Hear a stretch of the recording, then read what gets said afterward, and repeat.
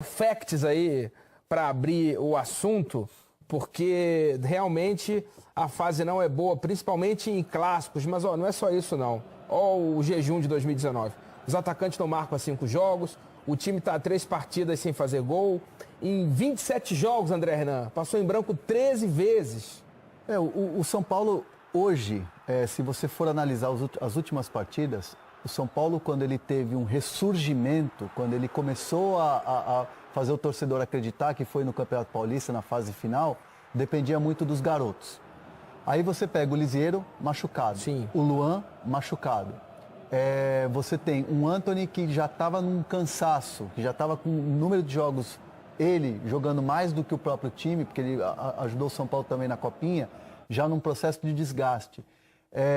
O Toró chegou de última hora, o Elinho não conseguiu se firmar.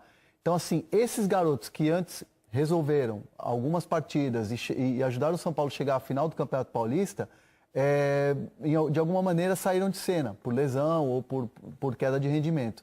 E aí, quando você tem os mais experientes, aqueles jogadores que o São Paulo contratou para jogar, eles não corresponderam. Aí você coloca o Pato, pela questão de adaptação, até mesmo dentro do campo, no jeito de jogar. O Everton, que não voltou ainda 100% da lesão. O Hernanes, que precisa muito da questão física e ele está jogando no sacrifício, inclusive com incômodo muscular.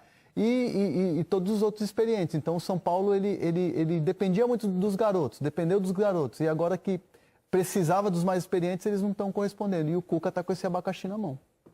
Ricardinho, me fala, tem um problema de equalização ali, né?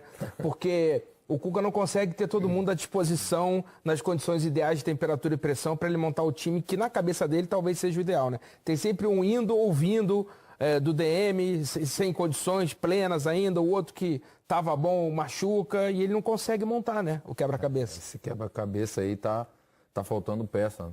Tá. E aí não vai conseguir tão cedo completar, né? Porque a primeira coisa em relação à peça é um jogador de frente, um atacante. O Pablo se machucou, o São Paulo não tem outro. E vou dizer para você, do que ele tem, o Pato, para mim, é o que tem que jogar ali. Porque é a única posição que o Pato pode jogar. O Pato, pelo lado, ele pode até jogar, mas ele desequilibra porque ele não vem, ele não acompanha, a parte defensiva dele, ele não vem, certo? Se ele jogar atrás do atacante, ele não é armador. Ele joga entre os volantes e ali você tem que ter criatividade. E ele não é um jogador que vai ter criatividade, né?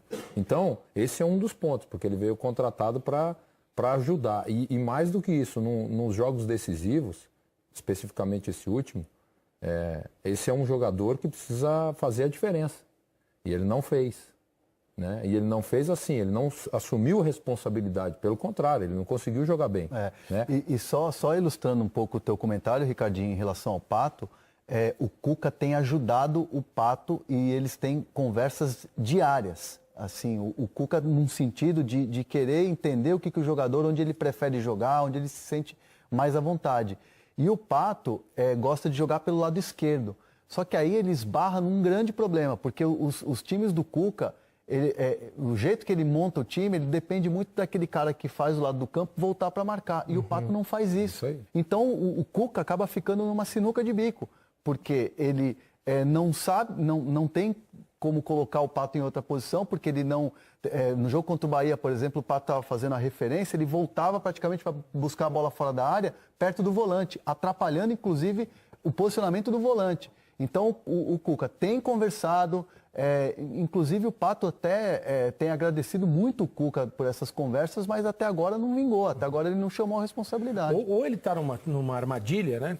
Que faz parte, né, da vida do treinador de futebol, que ele tem que achar soluções. Sim. O treinador é contratado para isso.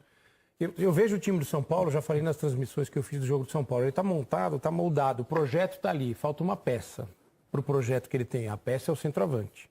Você vê que o time já se movimenta de uma forma, mas está faltando aquela pecinha, que no caso é uma peça super importante.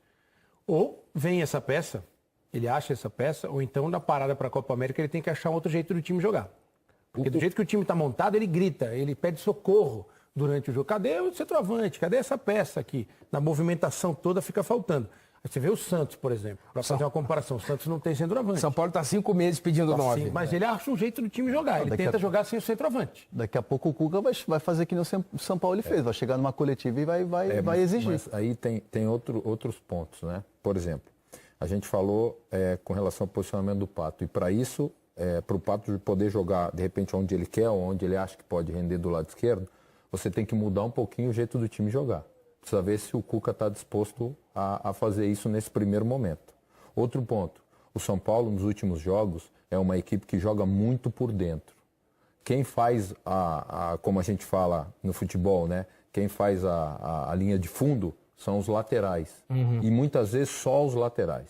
Quem projetou o Antony dentro do time do São Paulo foi a qualidade dele na Taça São Paulo, o posicionamento e o desempenho dele pelo lado direito, onde ele gosta de jogar. Sim. Muitas vezes, por ser canhoto, vindo por dentro com a bola e aí sendo criativo.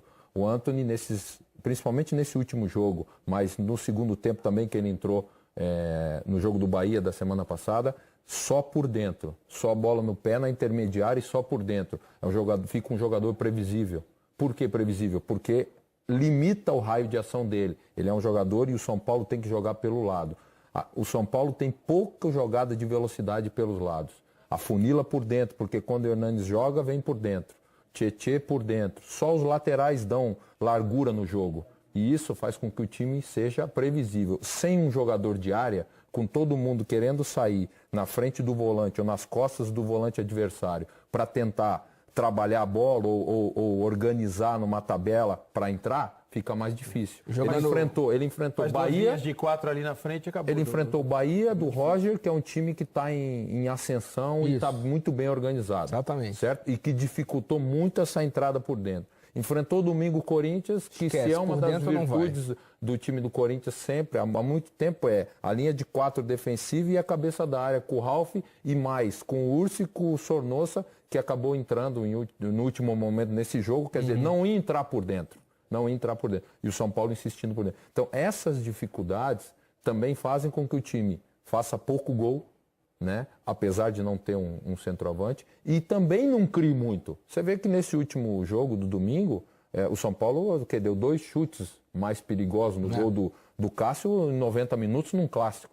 Né? Que o São Paulo tinha condições de jogar de igual para igual com o Corinthians. A chance que o São Paulo teve no clássico foi com o Pato, que ele não estava impedido, né? Se ele fizesse o gol ali, depois ia ter a checagem e iam validar o gol.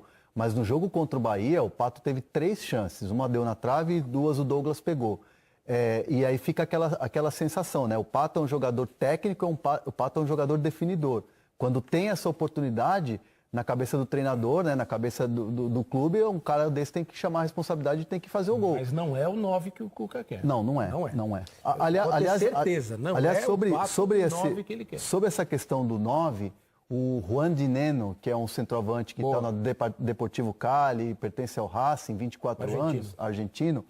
O Deportivo Cali está exercendo o direito de compra, né? A prioridade de compra do Racing. É um valor baixo, vamos dizer assim, para o mercado, 700, 800 mil dólares.